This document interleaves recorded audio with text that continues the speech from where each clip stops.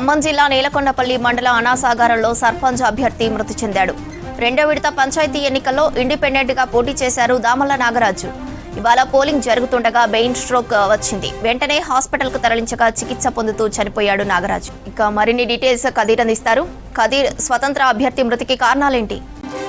స్రవంతి, ఈరోజు ఖమ్మం జిల్లా నేలకొండపల్లి మండలం అనాసాగరం గ్రామ పంచాయతీలో పోటీ చేస్తున్న అభ్యర్థుల్లో ఒకరైన ఇండిపెండెంట్ అభ్యర్థి దామల నాగరాజు నామినేషన్ వేసిన మరుసటి రోజు బ్రెయిన్ స్ట్రోక్ రావడంతో అతన్ని ఆసుపత్రిలో చేర్పించారు. ఆసుపత్రిలో చేర్పించి అతను చికిత్స పొందుతూ ఈరోజు ఉదయం 7 గంటలకు అతను మృత్యువాత పడ్డట్టుగా అక్కడున్న వైద్యులు తెలపడంతో గ్రామంలో విషాద ఛాయలు అలుముకున్నాయి. అతను యాక్చువల్గా అక్కడ అనాసాగరంలో పరిస్థితులు ఏంటి అంటే అక్కడ సిపిఎం అండ్ కాంగ్రెస్ సంబంధించిన రాజకీయ పార్టీలు అక్కడున్న స్థానికంగా ఉన్న ఒక అభ్యర్థికి మద్దతు ఇస్తూ ఉన్నాయి.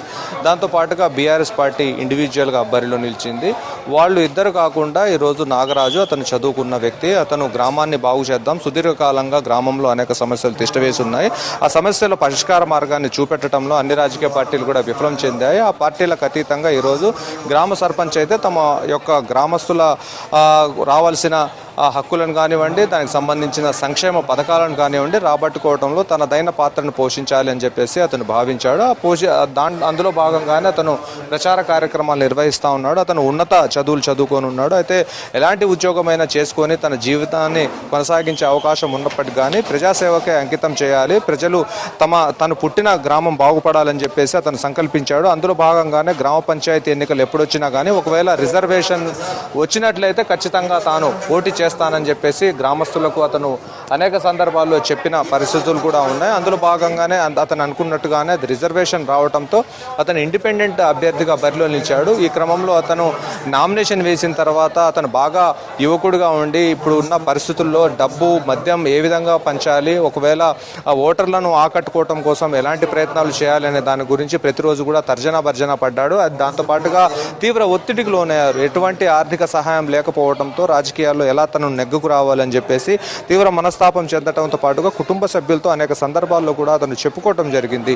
ఇప్పుడు డబ్బు, మద్యం అనేది చాలా ఎన్నికలను ప్రభావితం చేస్తూ ఉన్నాయి. ఈ క్రమంలో తన దగ్గర డబ్బు లేదు, తను కూలీనాలి చేసుకునేవాడిని, తను ఒక దళితుడిని. ఈ క్రమంలో తన దగ్గర డబ్బు లేని సమయంలో ఎలా నేను పోటీ చేయాలని చెప్పేసి అనేక సార్లు అతను ఆవేదనను వెళ్ళబుచ్చుకున్నాడు. దాంతో పాటుగా తనకు సంబంధించిన చదువుకున్న యువతను కూడా మోటివేట్ చేసే ప్రయత్నం చేశాడు. కానీ అలా ఎంత మోటివేట్ చేసినా కానీ డబ్బు లేనిదే ఓటు పడదు అనే పరిస్థితులు అక్కడ కనపడేసరికి అతను తీవ్ర ఒత్తిడిలో ఉన్నాయి.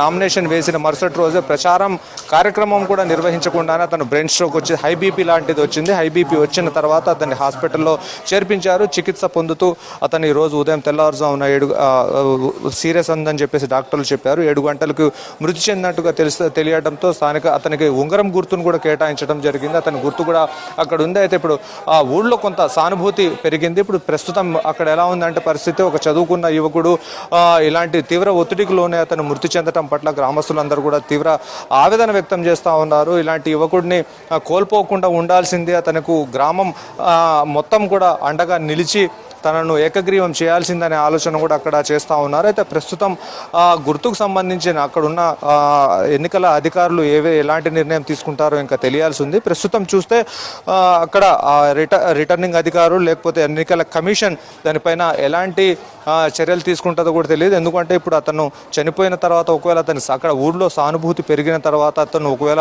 విన్ అయితే దానికి మళ్ళీ ఎన్నిక నిర్వహిస్తారా ఏంటనేది కూడా ఇంకా తెలియాల్సి ఉంది. ఒకవేళ గెలవకపోతే, ఒక అభ్యర్థి చనిపోతే ఏం చేయాలి, ఆ పంచాయతీకి సంబంధించిన ఎన్నికలు అనేది తెలియాల్సింది. ఒకవేళ ఓడిపోతే దానికి పెద్ద సమస్య ఉండకపోవచ్చు, కానీ ఒకవేళ గెలిస్తేనే దానిపైన మళ్ళీ ఎన్నికను నిర్వహించే అవకాశం కనిపిస్తూ ఉంది. ఏది ఏమైనా కానీ అనాసాగరం మొత్తం కూడా ఈరోజు ఏ పార్టీ గెలిచినా కూడా ఈరోజు సంబరం చేసుకునే పరిస్థితి లేదు.